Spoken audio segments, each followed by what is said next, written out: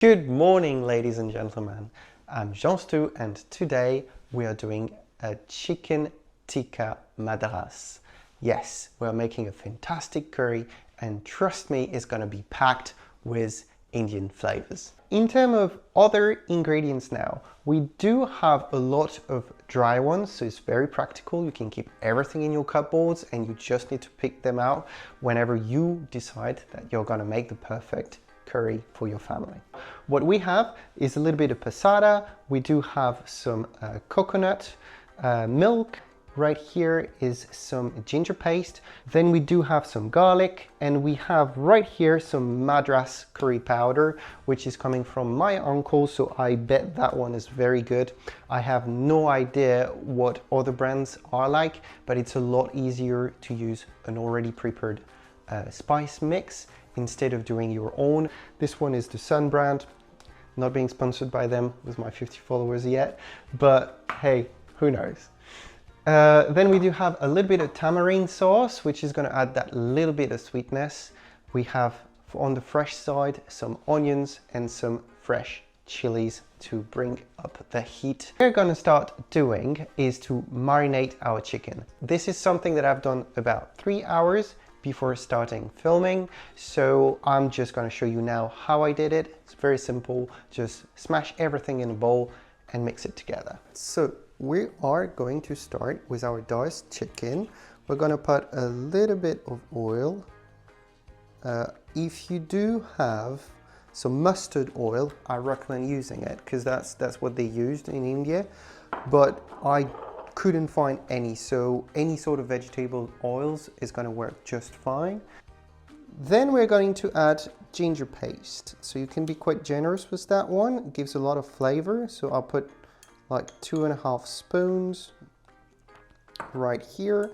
I recommend using paste mostly because it's very complicated to turn ginger into paste, so make yourself a favor, go buy the paste directly. Next, we're going to add some garlic. We just crushed and peeled it, and now we're going to press it into a garlic press.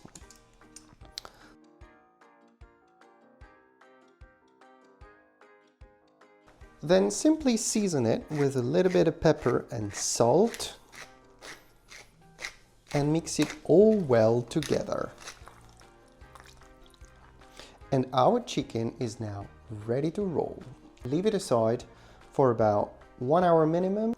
So we're going to start by peeling the onion, and what's interesting here is we're going to use a nice technique because we're not using a food processor or blender with this recipe. Again, now what we're going to do next is we're going to separate each layers right here. What I want to do is separate them in small little pieces, one by one. The reason why we're doing that is because then we can take them either one by one or twice, two at a time. So we can lay them flat and cut them very thinly, like so.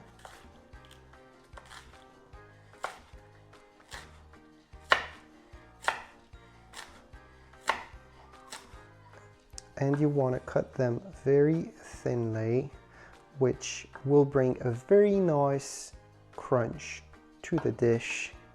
I promise you it is miles better than using a blender. Now we're going to chop roughly the chili. Sometimes if you get some fuzzy feeling cutting some chilies, I'd recommend using gloves. That could potentially be very helpful for you guys. But for me, it's kind of fine. I like numbing my fingers. So cut it in half. There you go. And then we're going to remove all the seeds right there. All right, so seeds are removed. You can leave them in if you want to die, depending how strong your chili is. And then again, we're just going to do some nice little slices. Just going to peel and crush one last clove of garlic. And that's it. We're ready to get stewing.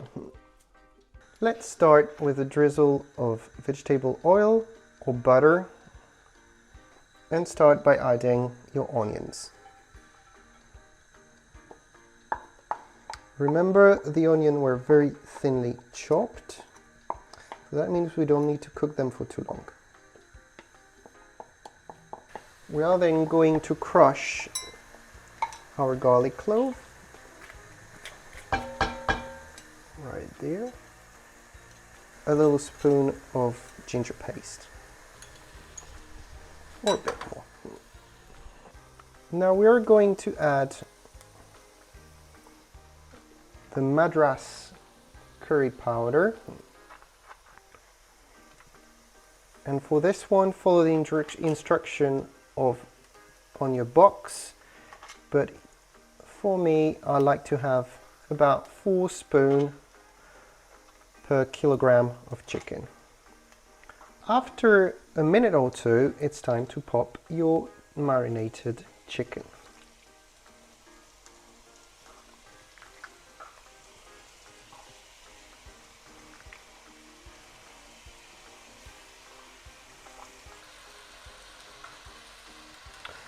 Alright, it's been a couple minutes. Most of the sides of the chicken are very nicely colored and seasoned. So what we can do next is add our whole bottle of passata. There you go. And rinse your bottle. Then we're going to add 1 and then a second spoon of Tamarin. This is going to add this very nice sweetness to the dish.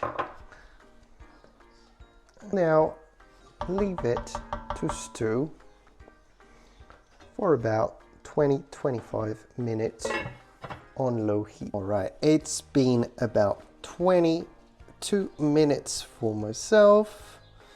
It's been gently bubbling. And look how that smells and looks delicious. We are now going to add the final touch, that being a little bit of seasoning, salt and pepper, as well as coconut. So for the coconut, I'm using a block because it's not bringing more moisture to the dish. So just pouring it there, and it's going to thicken the sauce at the same time. We're now going to leave it for another 5 minutes, everything remaining open. And there you have it, ladies and gentlemen. This is literally the best and easiest way to make a chicken tikka madras. And now we're going to go for the tasting. I'm going to try it myself.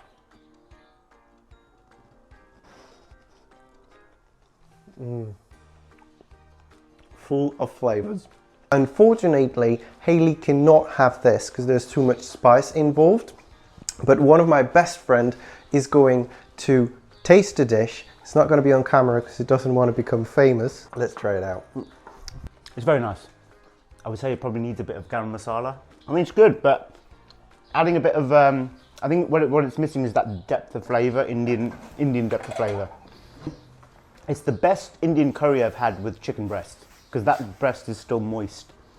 Put that back on the hob and spike it with a ton of spices. Lots of garam masala, a little bit of fresh coriander that you should add right when we added the coconut. I'm gonna put a little symbol right there so that you can see exactly when you're supposed to do that. And then here goes the final result. And trust me, that was way better. You had all this depth of flavor. What he also mentioned is that I was a little bit light on the spice. I did that on purpose. So if you really like a hot curry, feel free to add some chili powder as well at the beginning with the onions. Hope you really enjoyed this recipe. We cook and we learn, and this is what I love about the kitchen. You end up discovering a lot of new things. I had no idea what garam masala was, and now I love it, and I'm gonna have some in pretty much every single one of my next Indian dishes. Hope you enjoyed this video. We're gonna have a lot more guests in the upcoming ones, and we're gonna discover a lot more culture. So bear with us, subscribe, follow, and we'll see you next time.